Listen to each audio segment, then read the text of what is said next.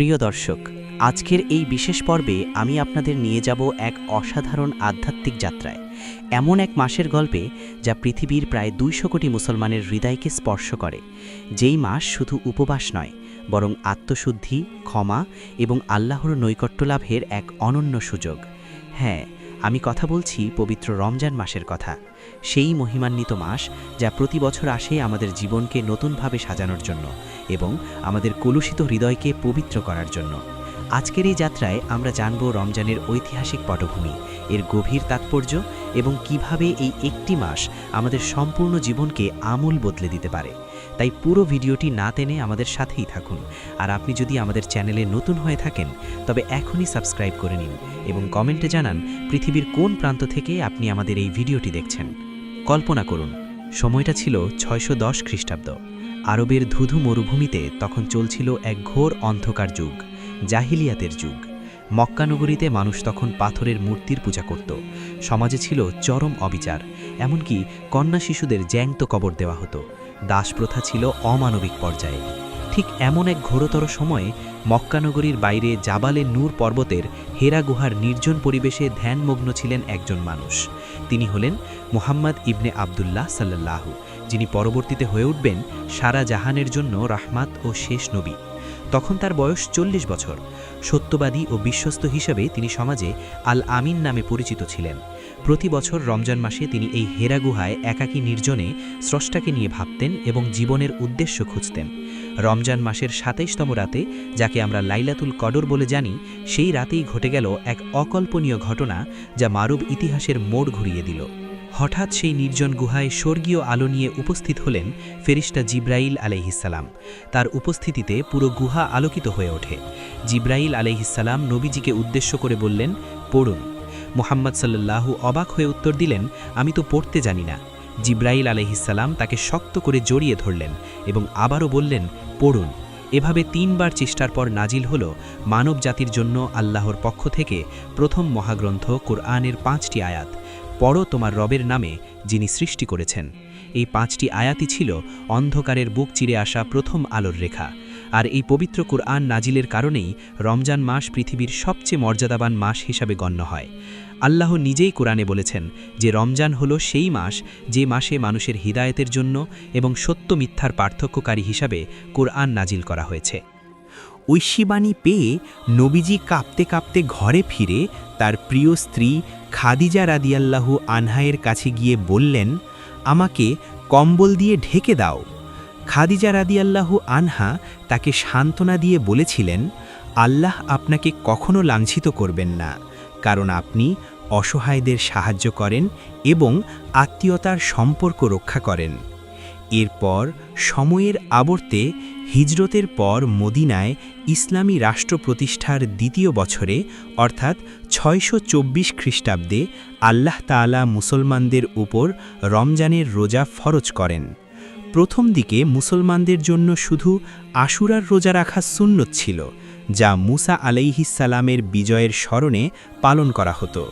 কিন্তু যখন আল্লাহ নাজিল করলেন, হে মুমিনগণ, তোমাদের ওপর রোজা ফরজ করা হয়েছে, যেমন করা হয়েছিল তোমাদের পূর্ববর্তীদের ওপর, যেন তোমরা মুত্তাকি হতে পারো, তখন থেকেই রমজান মাস ইসলামের অন্যতম বাধ্যতামূলক স্তম্ভ হিসেবে প্রতিষ্ঠিত হয়। প্রথম রমজানে সাহাবীদের মধ্যে ছিল এক অদ্ভুত উদ্দীপনা। তারা জানতেন এটি শুধু না খেয়ে থাকা নয়, বরং আত্মার পরিশুদ্ধি। তবে শুরুর দিকে রোজার নিয়ম কিছুটা কঠিন ছিল। ঈশান নামাজের পর বা ঘুমিয়ে পড়লে সেহরি পর্যন্ত খাওয়া দাওয়া বা স্ত্রী সহবাস নিষিদ্ধ ছিল।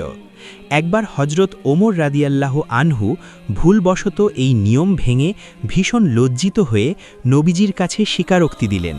তখন দয়ালু আল্লাহ সহজ করে দিয়ে আয়াত নাজিল করলেন যে রোজার রাতে তোমাদের জন্য সব হালাল করা হয়েছে। এভাবেই আল্লাহ তার বান্দাদের জন্য বিধান সহজ করে দিলেন। ইসলাম ৫টি মূল ভিত্তির ওপর দাঁড়িয়ে আছে, আর রোজা হলো তার তৃতীয় ভিত্তি। কিন্তু কেন এই রোজা এত গুরুত্বপূর্ণ? হাদিসে কুদসিতে আল্লাহ বলেন, আদম সন্তানের প্রতিটি আমল তার নিজের জন্য, কিন্তু রোজা শুধু আমার জন্য এবং আমি নিজেই এর প্রতিদান দেব।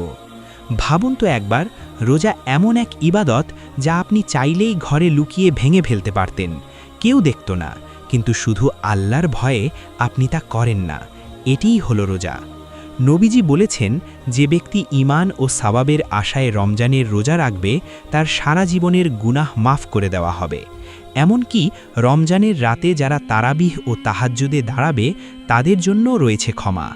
রমজান মাস এলে আমাদের আধ্যাত্মিক পরিবেশ পুরো বদলে যায়। নবীজি বলেছেন, যখন রমজান শুরু হয় জান্নাতের দরজাগুলো খুলে দেওয়া হয়, জাহান্নামের দরজা বন্ধ করে দেওয়া হয় এবং শয়তানকে শিকলে বন্দী করা হয়। এ যেন এক মাসব্যাপী আধ্যাত্মিক উৎসব, যেখানে নেক কাজ করা সহজ হয় এবং পাপ থেকে দূরে থাকা এক প্রকার সহজাত হয়ে দাঁড়ায়। এটি আমাদের জীবন পরিবর্তনের সেরা সুযোগ। রমজান মাস শুধু প্রার্থনা আর উপবাসের মাসই নয়, ইসলামের ইতিহাসে অনেক রক্তক্ষয়ী সংগ্রাম ও মহান বিজয়ের সাক্ষীও এই মাস। 17ই রমজান দ্বিতীয় হিজরিতে সংগঠিত হয় ঐতিহাসিক বদরের যুদ্ধ। একদিকে মাত্র 313 জন অল্প অস্ত্রধারী মুসলমান, অন্যদিকে 1000 জনের সুসজ্জিত বিশাল কুরাইশ বাহিনী। নবীজি যুদ্ধের আগের রাতে আল্লাহর কাছে অঝরে কেঁদে বলেছিলেন, হে আল্লাহ, আজ যদি এই ক্ষুদ্র দলটি ধ্বংস হয়ে যায় তবে পৃথিবীতে তোমার নাম নেওয়ার মতো কেউ থাকবে না।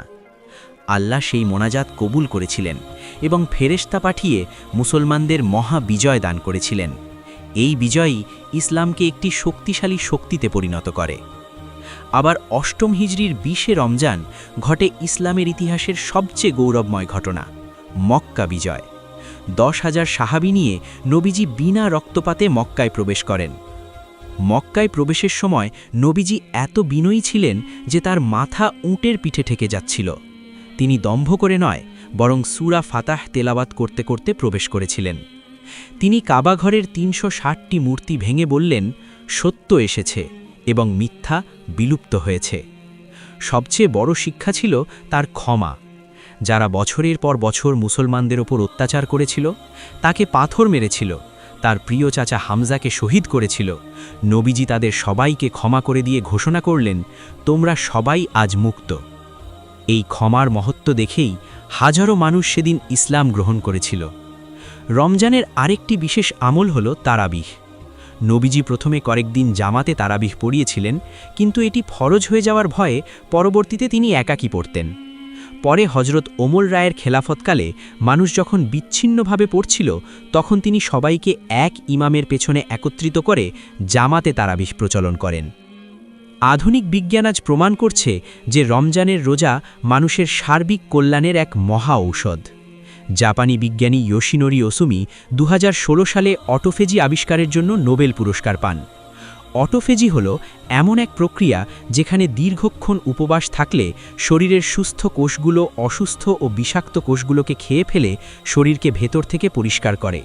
এটি ঠিক তেমনই যা ইসলাম 1400 বছর আগে শিখিয়েছে। রোজা আমাদের ইনসুলিন সংবেদনশীলতা বাড়ায়, হৃদরোগের ঝুঁকি কমায় এবং মস্তিষ্ককে সচল রাখে।